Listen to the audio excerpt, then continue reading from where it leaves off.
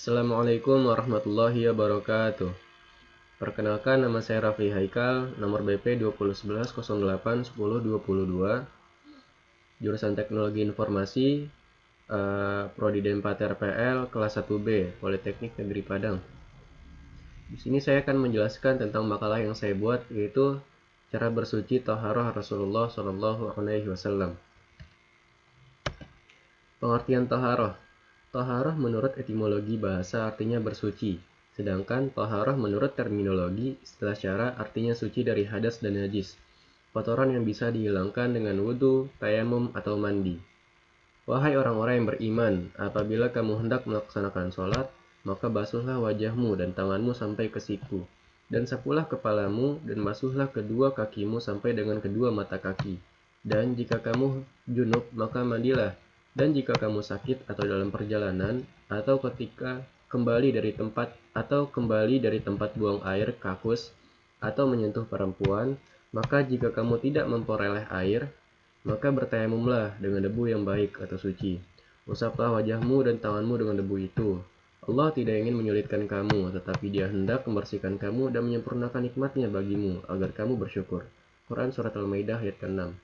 Tujuan Thaharah adalah untuk mensucikan diri dari hadas besar maupun kecil. Hukum Thaharah adalah sebagai syarat sahnya ibadah.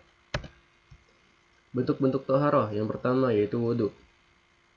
Wudhu adalah membasuh bagian-bagian tertentu dari anggota badan dengan air dengan tata cara yang telah ditentukan secara syar'i untuk membersihkan diri dari hadas kecil seperti buang air kecil, buang air besar, keluar angin dari dubur atau kentut, dan lain-lain. Wudhu hukumnya wajib bagi seorang muslim yang akan melaksanakan ibadah sholat dan tawaf, sebagaimana firman Allah Ta'ala, yang artinya, wahai orang-orang yang beriman, apabila kamu hendak melaksanakan sholat, maka basuhlah wajahmu dan tanganmu sampai ke siku. Dan sapulah kepalamu dan basuhlah kedua kakimu sampai dengan kedua mata kaki. Quran Surat Al-Maidah ayat ke-6. Wudhu menjadi bagian penting dalam praktik thaharah atau bersuci Nabi Muhammad SAW. Tata cara berwudhu. Yang pertama, apabila seorang muslim mau berwudhu, maka hendaknya berniat dalam hatinya dengan kemudian membaca basmalah, sebab Rasulullah SAW bersabda. Dari Abu Hurairah radhiyallahu anhu, dia berkata, Rasulullah SAW bersabda, tidak sah salat orang yang tidak berwudu, dan tidak sah wudu orang yang tidak menyebut nama Allah Ta'ala padanya. Hadis riwayat Abu Daud dan Tirmizi. Kedua, yaitu mencuci kedua telapak tangan 3 kali sebelum berwudu. Wajib mencuci 3 kali sebelum berwudu sebab boleh jadi kedua tangannya menyentuh kotoran di waktu tidurnya, sedangkan dia tidak menyadarinya.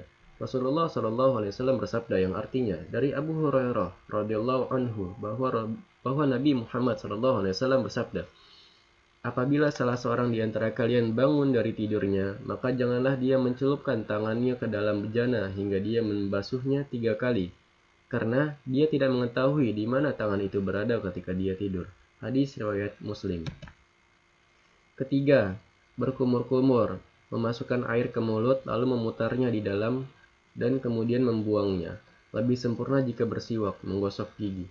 Dari Abu Hurairah radhiyallahu anhu bahwa Rasulullah SAW bersabda, sekiranya tidak memberatkan umatku atau manusia, niscaya aku akan perintahkan kepada mereka untuk bersiwak, menggosok gigi pada setiap kali hendak sholat. Hadis riwayat Bukhari. Keempat, yaitu menghirup air dengan hidung. Menghisap air dengan hidung, lalu mengeluarkannya. Disunahkan ketika menghirup air, lakukan dengan kuat, kecuali jika dalam keadaan puasa.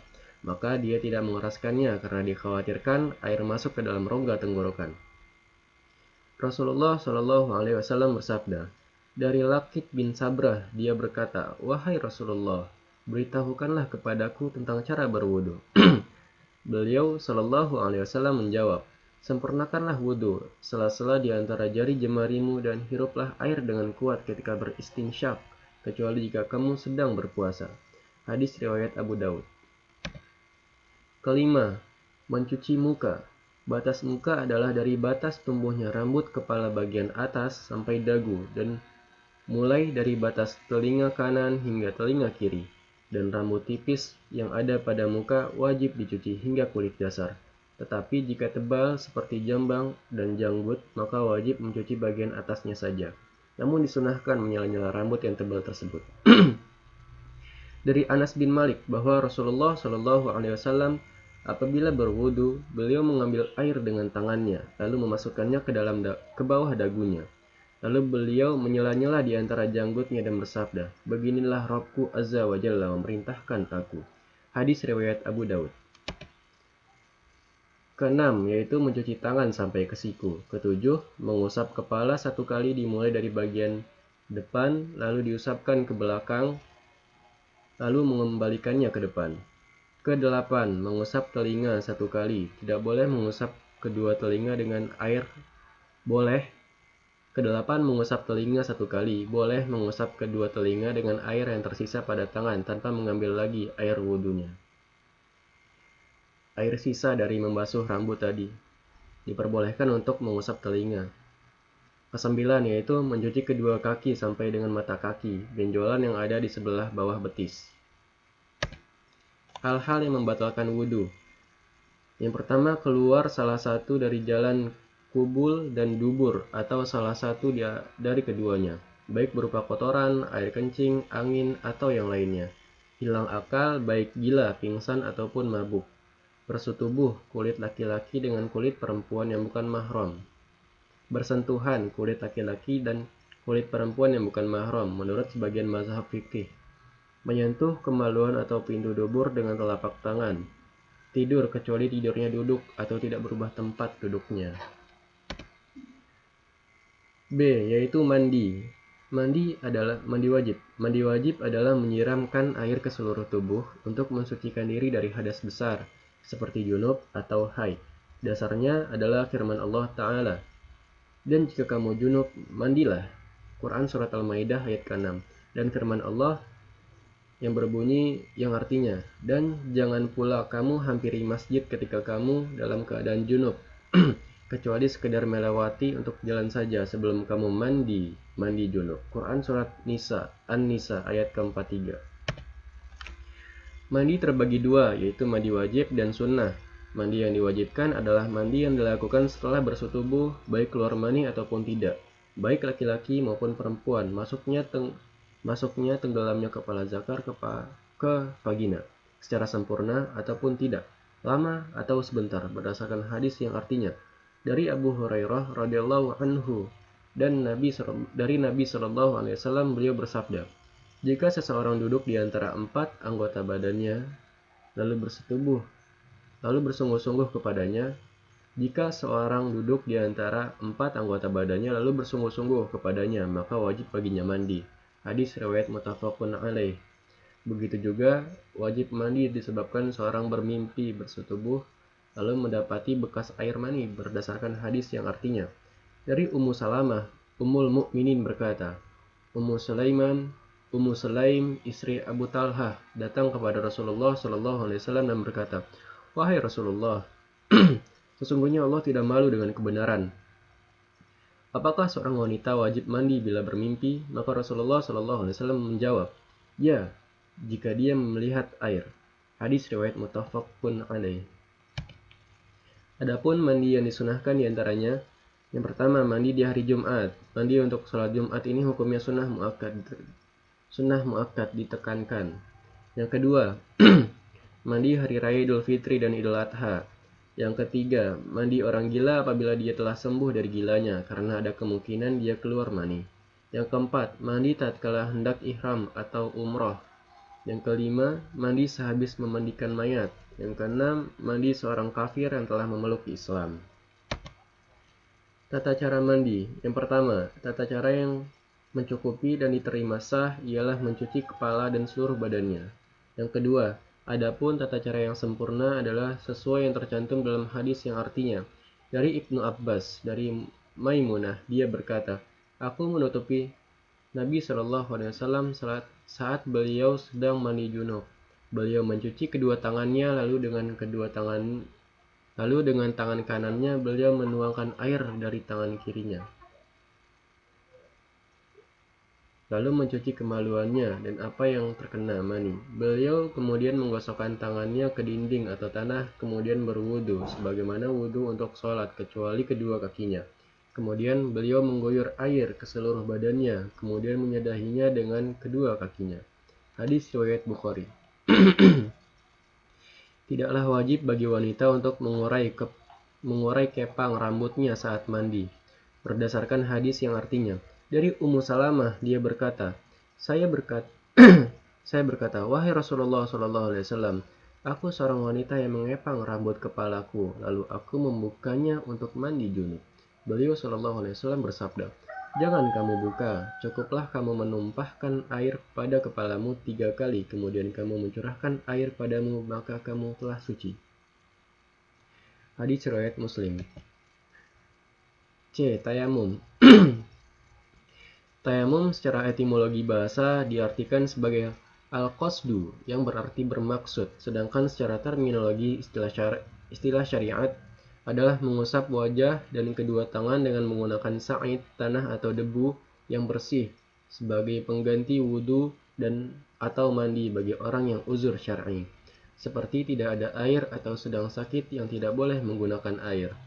Dalil tayamum, dan jika kamu sakit atau dalam perjalanan atau kembali dari tempat buang air kapus atau menyentuh perempuan, maka jika kamu tidak memperoleh air, maka bertayamumlah dengan debu bumi yang baik, suci.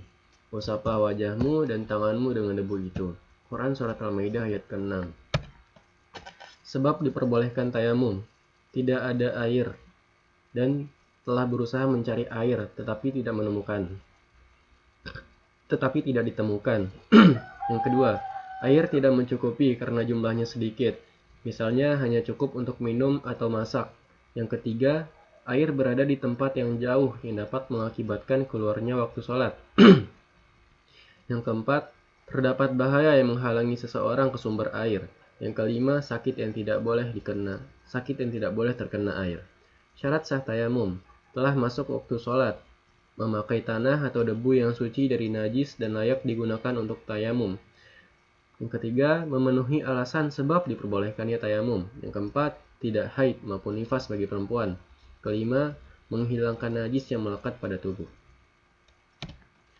Tata cara tayamum.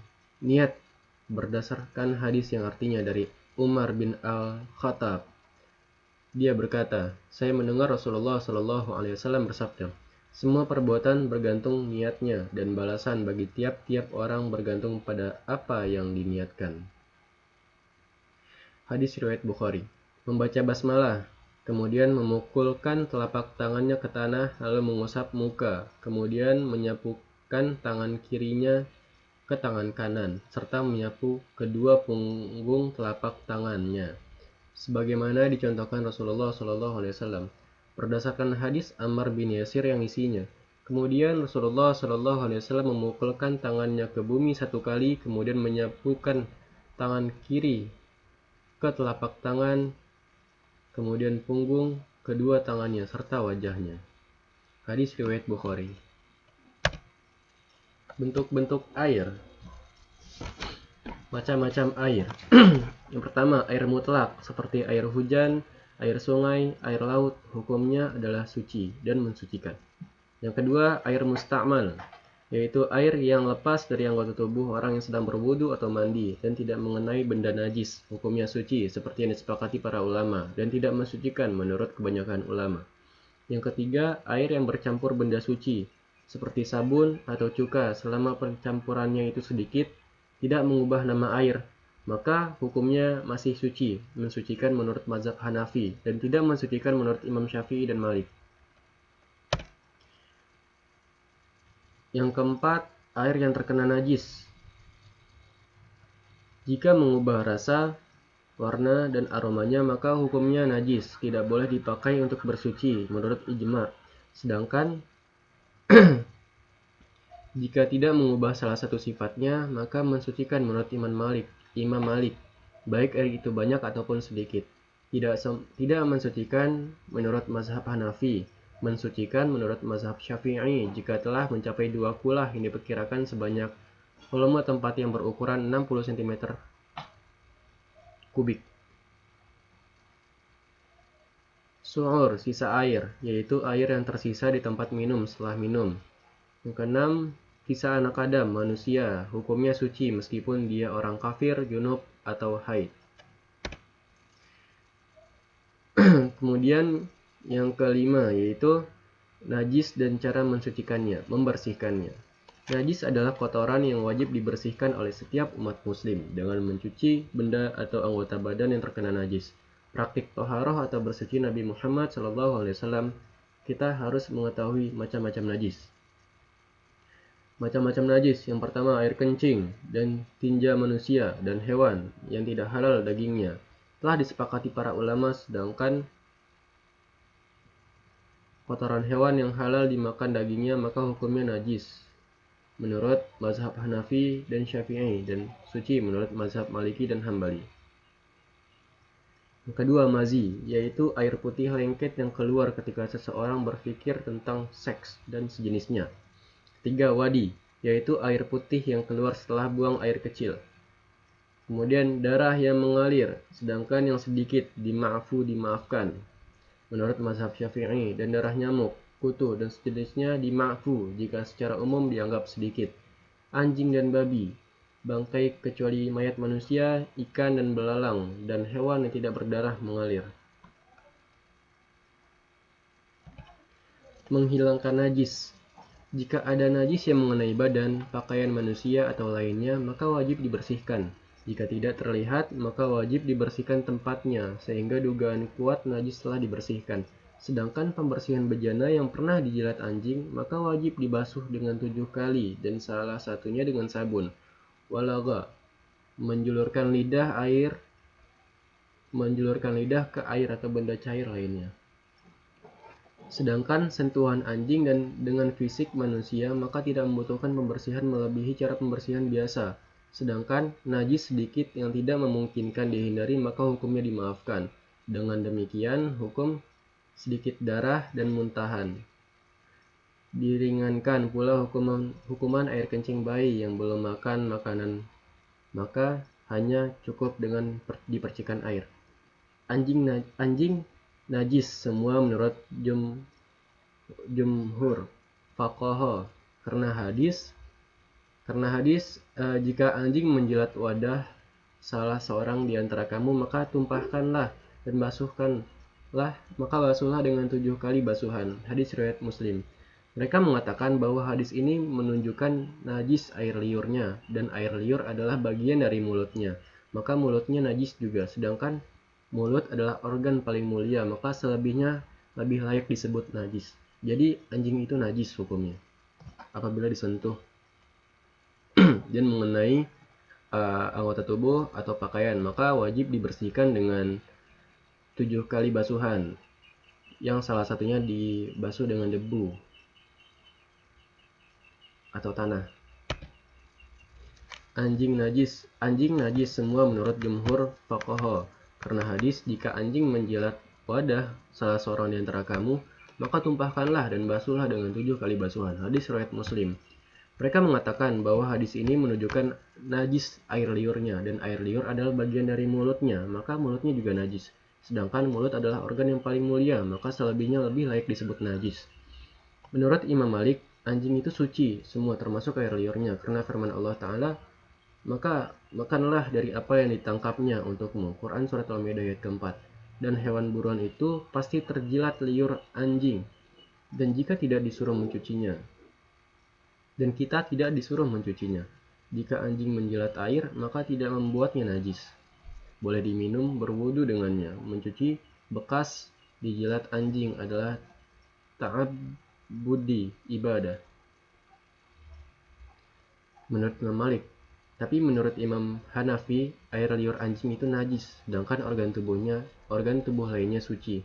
Sedangkan babi hukumnya najis menurut jumhur fuqaha, termasuk mazhab Hanafi. Tidak seorang pun yang berbeda pendapat dalam hal ini kecuali sebagian pengikut Maliki. Jumhur berdalih bahwa babi lebih menjijikan daripada anjing, dan Allah berfirman, sesungguhnya ia najis. Ini menurut jumhur ulama, sedangkan menurut Maliki dan Hanafi maka tidak perlu pembersihan karena menurut mereka fikih anjing itu tidak najis. F. Adab buang hajat. Bagian dalam tata cara bersuci taharah Rasulullah SAW adalah dengan mengetahui adab buang hajat. Dan jika seorang muslim hendak buang hajat, maka harus memperhatikan hal-hal berikut ini. Pertama, tidak membawa apapun yang ada nama Allah kecuali jika takut kehilangan. Kedua, membaca basmalah, isti'azah ketika masuk dan tidak berbicara ketika ada di dalamnya. Ketiga, tidak menghadap kiblat atau membelakanginya. Hal ini harus menjadi perhatian setiap muslim jika hendak membuat kamar mandi.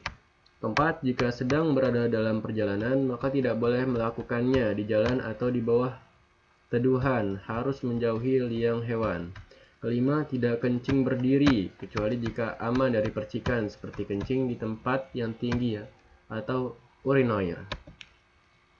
4. Yaitu wajib membersihkan najis yang ada di organ pembuangan dengan air atau benda keras lainnya, asal bukan benda yang dihormati.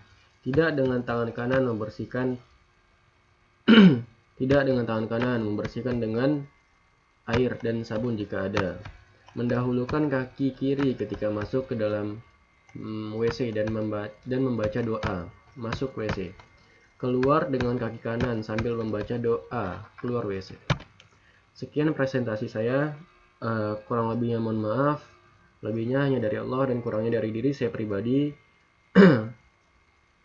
Subhanallah bihamdika asyhadu an la ilaha illa anta astaghfiruka wa atubu ilaik. Terima kasih. Wassalamualaikum warahmatullahi wabarakatuh.